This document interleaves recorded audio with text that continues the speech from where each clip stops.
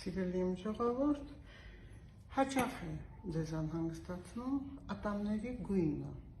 դեղնությունը։ Իհարկե, կա հրաշալի միջոց, դա իհարկե մեր լիմոնն է, որը պետք է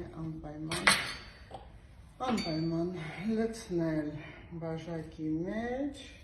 մեկ լիմոն քանել և իհարկե վրան լցնել մեկ թեյի գթալ սոդա։ Տեսեք, սկզբում կփրփրի, տեսեք ինչպես է փրփրում, տեսեք, կփրփրի, խառնենք և սպասենք այնքան, մինչև այն կհանգստանա։ Հանգստանալուց հետո վերցնում ենք բամբակի ֆծուծը,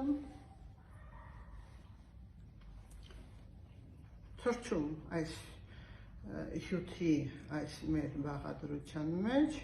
և քսում ատամներին։ Ատամներին քսելուց հետո թողնում ենք 5 րոպե։ 5 րոպեից հետո լվանում ենք, ողողում ենք անպայման գոլ ջրով, բայց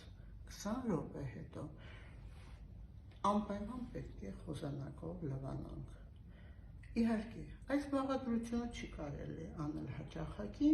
ամիսը 2 անգամ, որովհետև ատամի էմալը կարող է խաթարել և բացի այդ, պետք է անպայման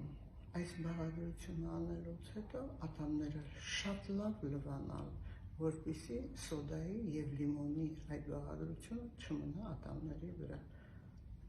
Կատարեք և կտեսնեք փայլուն սպիտակ ատամներ